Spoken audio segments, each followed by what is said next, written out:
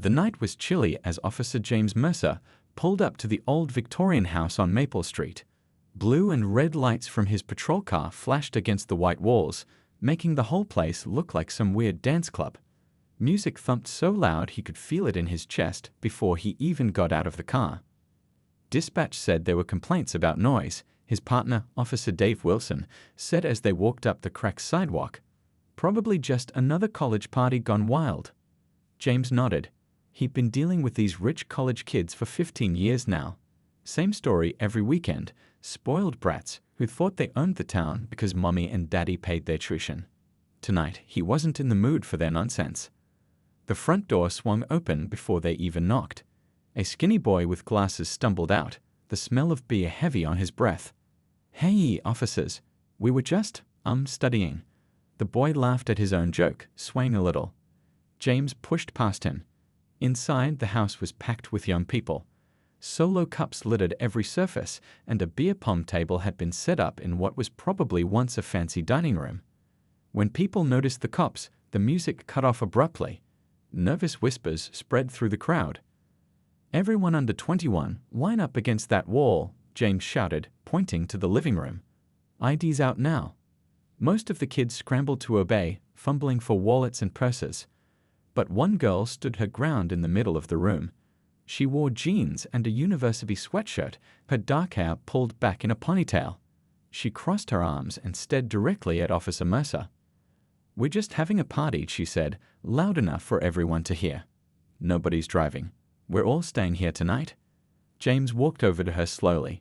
He'd been having a terrible week. His divorce papers had come through on Monday, his kid had failed math, and his back was killing him from sleeping on his brother's pull-out couch. This girl's attitude was the last straw. "ID," he demanded, holding out his hand. The girl, Sophia Coleman, didn't move. "Am I being detained?" she asked coolly. A few of her friends whispered, "Sophia, just give him your ID," but she ignored them. James felt his face getting hot. This little rich girl thought she knew the law better than him. He spotted an empty beer bottle on a nearby table and grabbed it. "You think this is a joke?" he asked, waving the bottle in her face. "You think I can't tell you've been drinking? Why don't you just blow into this?" He pushed the bottle close to her mouth. "Come on, blow." The room went deadly quiet. Officer Wilson stepped forward, looking uncomfortable. "James, maybe we should." "No, Dave. Miss Know It, all here wants to play lawyer." James pushed the bottle closer until it touched Sophia's lips. "Blow into it like it's a breathalyzer. Now." Sophia's eyes flashed with anger and humiliation as James forced the bottle against her mouth. Some of her friends started recording with their phones. After a moment, James pulled the bottle away. "Just as I thought. Underage drinking." He grabbed her arm and spun her around, pulling out his handcuffs. "You're coming down to the station." "This is ridiculous," Sophia said as the cold metal closed around her wrists. "You can't just—" "Watch me," James interrupted. He recited her rights quickly and started marching her toward the door. As they passed through the crowd of shocked students, one of Sophia's friends called out, "Should we call your dad?" Sophia shook her head. "No, I'll handle this myself." If James had been paying attention, he might have noticed how the other officers exchanged worried glances at the mention of her father. He might have wondered why Officer Wilson suddenly looked like he wanted to be anywhere else. But James was too focused on teaching this disrespectful girl a lesson. He had no idea that in just a few hours, his 15-year career would be hanging by a thread, all because he'd picked the wrong student to make an example of. By tomorrow morning, he'd learn exactly who Sophia Coleman's father was, and he'd regret everything. The police station was nearly empty that night. A few desk officers typed away on computers, and the old coffee machine in the corner made gurgling noises like it was about to die. Officer James Mercer led Sophia through the hallway, still holding her arm tightly even though she wasn't resisting anymore. "Sit," he ordered, pointing to a metal bench bolted to the wall. Sophia sat down without a word, her face calm but her eyes burning with quiet anger. James felt pretty good about himself as he walked over to the booking desk. Sometimes these rich college kids needed to learn the hard way that actions had consequences. He'd process her, let her sit in the holding cell for a few hours, then release her with a citation. A night in the station would teach her some respect. Got an underage drinker from that college party on Maple, James told Officer Pete Garcia, who was handling the night desk. Need to process her. Pete glanced over at Sophia, then did a double take. His coffee mug stopped halfway to his mouth. Is that Sophia Coleman? Pete asked, his voice suddenly lower. James shrugged. Yeah, that's her name. Why? Pete put his coffee down slowly. As in Coleman? Jonathan Coleman's daughter? I don't know who her daddy is, James said with a smirk. Some big shot, I'm guessing from her attitude. Pete stared at him. You really don't know. Chief Jonathan Coleman, police commissioner of River County, former head of state police. James felt something cold settle in his stomach. What? The guy who runs the entire police force one county over. The guy who's friends with the governor. Pete shook his head in disbelief. How do you not know this? Before James could answer, the phone on Pete's desk rang. He picked it up, listened for a moment, then looked straight at James. It's for you, Pete said, holding out the phone. It's Chief Coleman. The room suddenly felt too hot. James took the phone with a hand that wasn't quite steady. Officer Mercer speaking, he said, trying to sound professional. Officer Mercer. The voice on the other end was calm, controlled, and somehow more terrifying because of it. I understand you've arrested my daughter. James swallowed hard. Sir, I'm not interested in explanations over the phone, Chief Coleman cut in. I've just watched a video that shows you forcing a beer bottle into my daughter's mouth. A video that's already been shared hundreds of times on social media in the last hour. James felt the blood drain from his face. Those kids with their phones, they'd recorded everything. I'll be arriving at your station in 20 minutes, Chief Coleman continued. I suggest you have your superior officer present, and Officer Mercer. I suggest you don't process my daughter any further until I arrive. The line went dead. James slowly put the phone down, feeling like he might throw up. Well? Pete asked. He's coming here. 20 minutes. James looked over at Sophia, who sat perfectly still on the bench watching him. Had she known all along who would be coming for her? Had she deliberately not mentioned her father's name? James walked back to the bench and awkwardly unlocked Sophia's handcuffs. Your father called, he said quietly. He's on his way.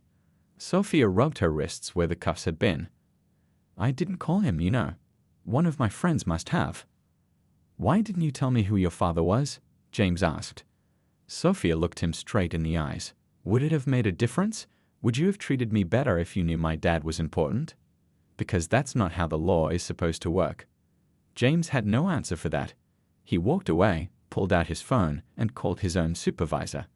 Captain Reynolds wasn't going to be happy about being woken up at this hour, but James needed all the help he could get. In the background, he could hear other officers whispering. The news was spreading fast. 20 minutes. 20 minutes until Chief Jonathan Coleman walked through those doors. 20 minutes until James would have to explain why he humiliated the daughter of one of the most powerful men in law enforcement. 20 minutes until his career might be over. All because he'd had a bad day and taken it out on the wrong person. By morning, the whole police department knew what had happened. Officer James Mercer sat alone in the break room, staring at his untouched coffee. Nobody wanted to sit with him. Even guys who'd been his friends for years suddenly had somewhere else to be when he walked in. The video had spread like wildfire overnight. Someone had edited it to play in slow motion, showing exactly how James had shoved that beer bottle against Sophia Coleman's mouth. The comments under the video were brutal. People were calling for him to be fired. Some wanted him arrested. Mercer. Captain Reynolds stood in the doorway, his face grim. My office. Now. James followed his boss down the hallway, feeling like a dead man walking. Officers stopped talking as he passed. Some looked away. Others stared openly, curious to see a career imploding in real time. The captain's office was small but neat. Framed photos of his family lined the desk. Awards and certificates covered one wall, reminders of a long, respectable career. James wondered if he'd ever have a career long enough to earn those kinds of honors. Probably not after last night. Sit, Captain Reynolds said, pointing to a chair. It was the same command James had given Sophia the night before. Now he knew how it felt to be on the receiving end. "Sir, about last night," James started. "Stop." Reynolds held up his hand. "Before you say anything, I need you to watch something." He turned his computer monitor so James could see it. It was the security footage from inside the police station, showing the exact moment when Chief Jonathan Coleman had arrived last night. In the video, the chief walked through the front doors exactly 20 minutes after his phone call, just as he promised. He wasn't in uniform, just jeans and a jacket, but everyone in the station straightened up when he entered. He had that effect on people. Tall, with silver hair and the kind of face that belonged on recruitment posters, Coleman moved with the confidence of someone used to being in charge. In the video, James watched himself standing nervously near the booking desk. The chief walked right past him without a glance, heading straight for his daughter. He spoke to her quietly for a moment, his hand on her shoulder. Then he turned to face the room. "Which one of you is Officer Mercer?" His voice came through the speakers, calm but cold. Video James stepped forward. "Sir, I can explain." "Not here." Coleman cut him off. "Where's your superior officer?" The footage ended. Captain Reynolds turned the monitor away. "You're lucky," Reynolds said. James blinked. "Lucky? How am I lucky?" "Chief Coleman could have destroyed you last night, could have had your badge on the spot. Instead, he asked to meet privately with me and the chief. He was—" Reynolds paused, searching for the right word. "He was professional." James felt a flicker of hope. "So I'm not fired." Reynolds laughed, but there was no humor in it. "Oh, you're in serious trouble, Mercer. Internal Affairs is launching a full investigation. You're suspended, effective immediately. Turn in your badge and gun before you leave." But nothing. You've humiliated a young woman at that party. You abused your authority. The fact that she happens to be Chief Coleman's daughter just means people are paying attention. But make no mistake, you'd be in this exact same situation if she was anybody's daughter. James stared at his hands. Everything was falling apart so fast. "The reporters are already outside," Reynolds continued. "Someone tipped them off. The story's going to be on the news tonight." "What do I do?" James asked quietly. For a moment, Reynolds' face softened slightly. They'd worked together for 15 years after all. "Go home. Lay low. And James? If I were you, I'd take a long, hard look at why you did what you did last night. Because when the investigation is done, that's the question they're going to ask. And I was having a bad day isn't going to cut it." James nodded slowly. As he stood to leave, Reynolds added one more thing. "Chief Coleman will be making a public statement this afternoon. For your sake, let's hope he's still feeling professional." James walked out, feeling the eyes of every officer on him. His career hung by a thread, all because of one stupid moment with a beer bottle and a girl whose last name he should have recognized. The conference room at police headquarters felt too small, too hot. James Mercer had been waiting for 45 minutes, though it felt like hours.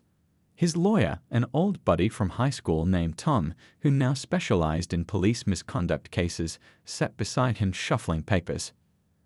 "Remember what we talked about," Tom whispered. "Apologize, but don't admit specific wrongdoing. Say you're cooperating fully with the investigation." James nodded, barely listening. He was too busy staring at the door, dreading the moment it would open. When it finally did, the first person to enter wasn't Chief Coleman, but Sophia herself. She walked in wearing a simple blue dress, her hair pulled back, looking much older than she had at the party. Her eyes met James's for just a second before she took a seat at the far end of the table. Behind her came Chief Jonathan Coleman, flanked by two men in suits, probably lawyers. The chief was dressed in his full uniform today, every medal and badge polished to perfection. He moved with the precise control of someone who had spent decades in positions of authority. "Officer Mercer," he said, nodding slightly as he sat down. His voice was deep and steady, betraying no emotion whatsoever. James swallowed hard. "Chief Coleman." The room fell silent again. One of the suited men placed a recorder in the center of the table. "This conversation is being recorded as part of the Internal Affairs investigation," he said formally. "All parties have consented." James hadn't actually consented to anything, but he wasn't about to object. Chief Coleman folded his hands on the table. "Officer Mercer, I want to be very clear about something before we begin. I'm not here as Sophia's father today. I'm here as Police Commissioner Coleman, addressing a serious breach of conduct by an officer under my broader jurisdiction. James nodded, not trusting himself to speak. However, Coleman continued, his voice softening slightly. I would be lying if I said I could completely separate the two roles. So let me speak briefly as a father. Here it comes, James thought. The explosion. The threats. He braced himself. My daughter called me from your station that night, Coleman said. Do you know what she told me? James shook his head. She asked me not to intervene. She said, Dad, I can handle this myself. She didn't want special treatment because of who I am. Coleman looked over at his daughter with obvious pride. She was more concerned about the other students at that party who don't have fathers they can call when they're in trouble. Sophia smiled faintly at her father, then turned her gaze to James. But I am her father, Coleman continued, his voice heartening again. And what I saw on that video was not a police officer doing his job. It was a bully with a badge. He reached into his briefcase and pulled out several photographs, screenshots from the body camera footage and cell phone videos from the party. He laid them on the table one by one. This is you, forcing a beer bottle into my daughter's mouth. Another photo. This is you, roughly handcuffing her when she's not resisting. Another. This is you, pushing her into your patrol car while she's still asking why she's being arrested. The last photo showed James's face up close, twisted with anger.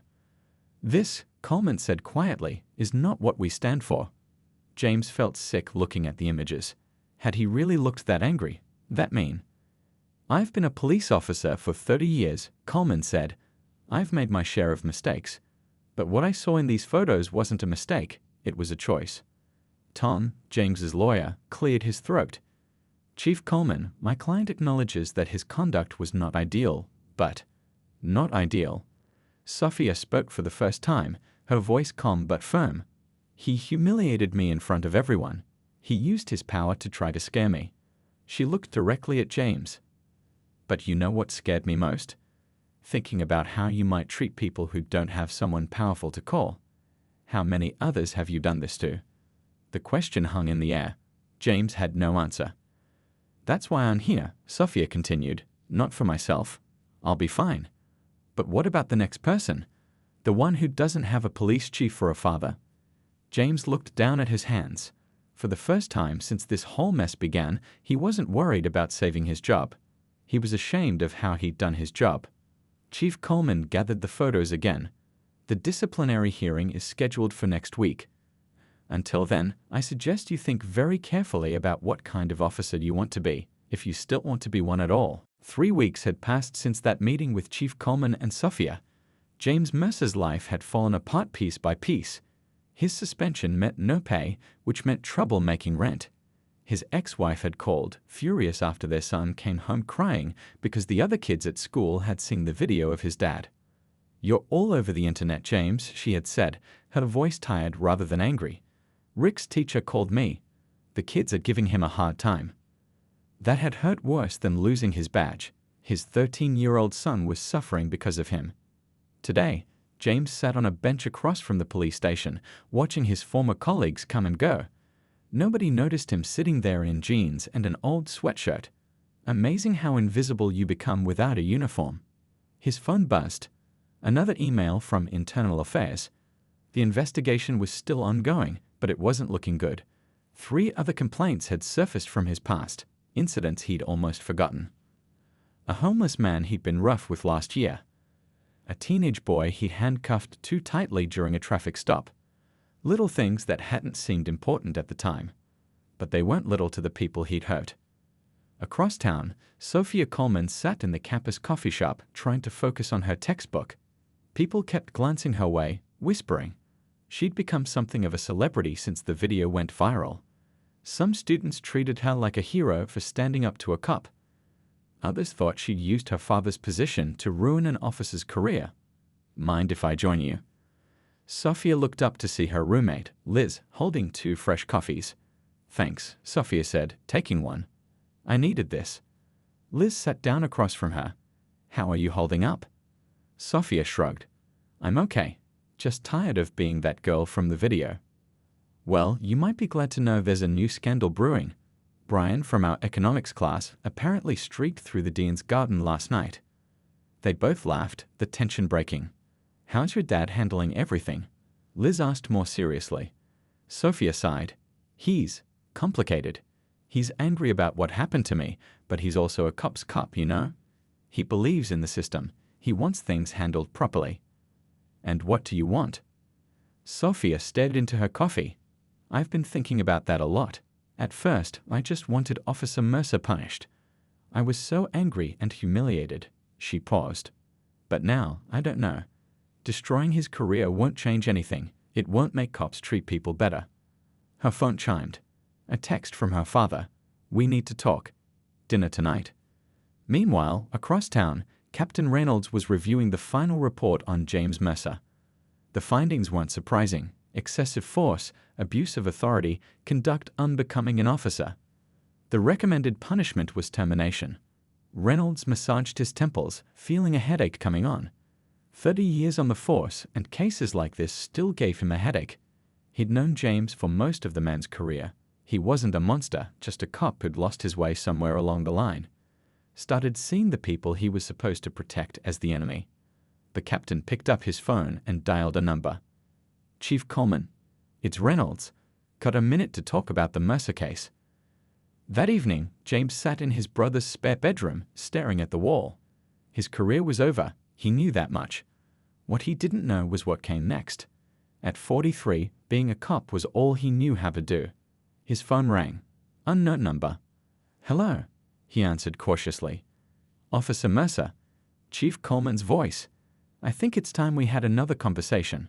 James sat up straight. About what, sir? About second chances, Coleman said, and about making things right, not just for my daughter, but for everyone. I don't understand. You will. Meet me tomorrow at 9 a.m. My office. Coleman paused. And James? Come alone. No lawyer this time. Just you and your conscience. The line went dead, leaving James staring at his phone. What did Coleman want? Revenge? An apology? Something else entirely? For the first time in weeks, James felt something other than dread. It wasn't quite hope, not yet, but it was close. Chief Coleman's office was nothing like James expected. Instead of the imposing, formal space he'd imagined, it was modest and personal. Family photos lined the desk. A worn leather couch sat against one wall. A child's drawing, probably from a grandchild, was pinned to a bulletin board. James stood awkwardly just inside the door, unsure if he should sit. Come in, Mercer. Take a seat. Chief Coleman gestured to a chair across from his desk. He wasn't in uniform today, just a simple button-down shirt and slacks. James sat, his hands fidgeting in his lap. Sir, before you say anything. No, Coleman interrupted, holding up his hand. I'll speak first. He leaned back in his chair, studying James's face. I've been a cop for 30 years. I've seen good officers make bad choices. I've seen bad officers hide behind the badge, and I've spent my whole career trying to tell the difference. James swallowed hard but said nothing. The disciplinary board meets tomorrow, Coleman continued. Their recommendation is termination. Captain Reynolds called me yesterday to confirm it. James nodded slowly. He'd expected as much. But here's the thing, Mercer. Firing you is easy. It makes for a nice headline. Officer terminated after misconduct. Everyone feels justice has been served. We all move on. Coleman leaned forward. Except nothing actually changes. I don't understand, James said. Coleman opened a drawer and pulled out a thick folder. This is your personnel file. 15 years on the force. Your early evaluations were outstanding. Commendations for bravery. Community service awards. He flipped through the pages. Then about 5 years ago, something changed. Complaints started coming in. Nothing major, just small things. Rudeness. Excessive force during arrests. Being too quick to reach for handcuffs. James stared at his shoes. 5 years ago was when his marriage had started falling apart. What happened to you, James? Coleman asked, his voice softer now. The question caught James off guard. No one had asked him that before, not his captain, not his lawyer, not even his ex-wife. Everyone just wanted to know what he'd done, not why he'd done it. I don't know, he said honestly. I guess I just got tired. Started seeing threats everywhere. Started thinking the worst of people. Coleman nodded like he understood perfectly. The job changes us, he said. Some days, all we see is the worst of humanity. Makes it hard to remember the good. He closed the file and looked directly at James. Tomorrow, I'm supposed to testify at your hearing. Tell them why you should be fired. James braced himself for what was coming. But I've been thinking, Coleman continued. What if there's a better way? What if instead of throwing away a 15-year career, we try to save it? Not just for your sake, but for every person you might interact with in the future. James looked up, confused. What are you saying? I'm saying I'm willing to recommend probation instead of termination on one condition. Which is? You work with my daughter. James blinked. Sir? Sophia is starting a program at the university, a workshop series about police-community relations. She wants officers to speak with students, help them understand their rights, help them see cops as people. And she wants students to share their experiences with officers, help them see how their actions affect regular people. James shook his head in disbelief. And she wants me to be part of this? After what I did? It was her idea, actually. Coleman smiled slightly. She said, and I quote, "What better example than the officer who shoved a beer bottle in my face? She thinks your story, if you're honest about it, could help other officers avoid making the same mistakes." James sat in stunned silence. Of all the outcomes he'd imagined, this wasn't even on the list. Why would you do this? He finally asked. Why give me another chance? Coleman stood up and walked to the window, looking out at the city below. Because 30 years ago, someone gave me one, he said quietly. I was a young officer, made a terrible mistake, could have lost everything. But my captain saw something in me worth saving. He turned back to James. Maybe there's something in you worth saving too. And if I say no? James asked. Then I'll see you at the hearing tomorrow, and I'll support the board's recommendation for termination. Coleman's face was serious again. This isn't charity, Massa. It's a chance to be better. To make amends. It won't be easy. James took a deep breath. Everything in him wanted to say yes immediately, to grab onto this lifeline, but something held him back. Can I think about it? Coleman nodded. You have until 9 a.m. tomorrow, but James? Don't think about what's best for you. Think about what's right. 1 year later, James Mercer stood at the back of a crowded university lecture hall, watching as students filed in. He no longer wore a police uniform. Instead, he was dressed in plain clothes, a simple button-down shirt and khakis. A visitor's badge hung from his shirt pocket. Nervous? Asked a familiar voice beside him. James turned to see Sophia Coleman, now a senior, carrying a stack of handouts. She'd cut her hair short since he'd last seen her, and she looked more confident, more self-assured. Terrified, he admitted with a small smile. Public speaking was never my thing. Just be honest, she said. That's all they want. The room was filling up quickly. This was the largest turnout yet for their Building Bridges program, a series of workshops designed to improve understanding between students and law enforcement. What had started as a small project between James and Sophia had grown into something much bigger, attracting attention from other universities and police departments. As Sophia stepped to the podium to introduce the day's session, James thought back to that morning 1 year ago when he'd made the hardest decision of his life. He had shown up at the disciplinary hearing, ready to accept whatever punishment they gave him. But then, with Chief Coleman's support, he proposed an alternative. I don't deserve to wear the badge right now, he had told the board. Maybe I never will again. But I'd like the chance to make things right, not just with Sophia Coleman, but with everyone I've wronged while wearing this uniform. The board had been skeptical, but they'd agreed to a 1-year probation period. No badge, no gun, no authority, just a chance to prove he could change.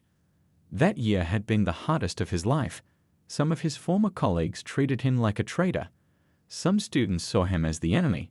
He'd had to face uncomfortable truths about himself, about the kind of cop he'd become. There were days he wanted to quit, to walk away from the whole thing. But he hadn't. And slowly things had changed. Today we have a special guest, Sophia was saying to the crowd. Many of you have heard his story. Some of you were even there the night it happened. A few students nodded, remembering the party, the beer bottle, the arrest. But what you haven't heard at is what happened next. She gestured for James to join her at the podium. As he walked up, his heart pounding, he saw Chief Coleman slip quietly into the back of the room. The chief gave him a small nod of encouragement. "My name is James Mercer," he began. "And a year ago, I was the cop who shoved a beer bottle in this woman's face." The room went completely silent. "I did it because I was angry. Because I'd forgotten why I became a police officer in the first place. Because I'd started seeing the people I was supposed to protect as the enemy." He took a deep breath. "What I did that night was wrong. Not just because Sophia turned out to be the police commissioner's daughter. It would have been wrong no matter who she was. I abused my power. I betrayed my oath." A student in the front row raised his hand. "Did you get fired?" "No," James answered honestly. "Thanks to Sophia and her father, I got something better. I got a chance to change." For the next hour, James and Sophia led a discussion about police accountability, about civil rights, about the difficult balance between authority and justice. Students shared stories of their own encounters with law enforcement, some good, some bad. Two local officers who had joined the program spoke about the challenges they faced on the job. As the session wrapped up, a young woman approached James. "I was at that party," she said quietly. "I filmed you on my phone." James nodded, his face heating with shame. "I remember. I just wanted to say, it's good what you're doing now. It matters." Later, as they packed up their materials, Chief Coleman joined them. "Good turnout," he said, looking around the empty lecture hall. "The program's making a difference, I think." "It's a start," Sophia said. James looked at them both, the father and daughter who could have destroyed him, but had instead shown him a different path. "Thank you," he said simply, "for giving me the chance to be better than my worst moment." Coleman shook his head. "You did the hard part, Mercer. You chose to change." As they walked out together into the bright afternoon sunlight, James thought about how differently things could have turned out. He'd lost his badge, yes, but he'd found something more important, a way to serve that didn't require a uniform or a gun. Just honesty, humility, and the courage to face his own mistakes. And maybe, just maybe, that was the best kind of justice after all.